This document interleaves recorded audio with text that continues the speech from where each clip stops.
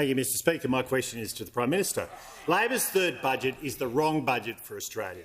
Economist Stephen Hamilton called it downright reckless. Economist Paul Bloxham said budget measures support underlying inflation rather than lowering it. Sherelle Murphy from EY said we were left disappointed. Why are Australians paying the price for this Prime Minister's wrong priorities and bad decisions? Order.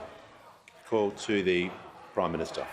Well, I thank the leader of the economic dream team from those opposite, but his partner, the Shadow Finance Minister, had this to say about our budget. I'm sure Australians that are doing it tough right now will be thrilled to hear that there's something in this budget for them. She went on to say, just the day after the budget, just yesterday, everybody needs $300 off their power bill. In fact, we'd like to see more. So they come in here and they say, oh no, it's all bad. They voted against power bill relief when it was going targeted in a targeted fashion. They've opposed those who are getting it in a more broader sense. Just like on tax policy, they opposed, of course, our changes and said they'd reverse the changes to give every taxpayer a tax cut. And then the Leader of the Opposition said that we should go to an election on it. Go to an election on it. Well, I await tonight the Leader of the Opposition saying that he'll jack up that first rate from 16 cents back up to 19 cents, that he will reduce the amount in which the top rate cuts in from $190 down to $180,000. The Prime Minister will pause. Prime Minister will pause. The member for the member. Order. The Leader of the House. The Treasurer will cease interjecting. Any member can raise a point of order. One point of order of relevance can be done, and that is what the member for Hume is doing. So he'll be heard in silence. Mr Speaker, the question referred to three economists who have all said that this budget has failed the Australian people.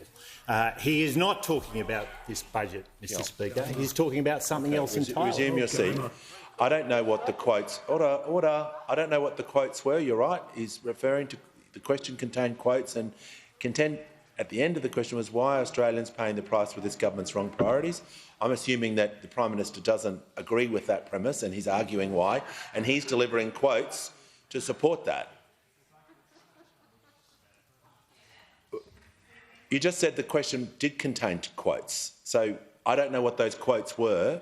So if it's context you're after, the Prime Minister is answering the end part of the actual question regarding information, regarding the budget. It was such a broad question at the end, he's entitled to do that. I think everyone can agree on that.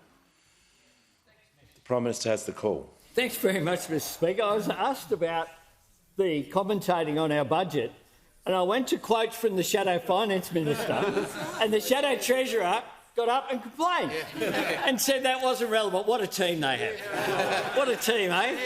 They can't decide where the nuclear reactors will be. This bloke was out there on Sunday opposing his own leader on it. The Prime Minister will return to the question. Well, here's what the Business Council of Australia had to say. Bren Black. There are some helpful wins for business in this budget, with BCA recommendations accepted, including a single front door to fast-track investment, a strong focus on skills and production tax credits for hydrogen and critical minerals projects. He went on to say, we called for an Australian response to the US Inflation Reduction Act and a targeted investment allowance to support the net zero transition, which we have secured here. Aki, Andrew McKellar.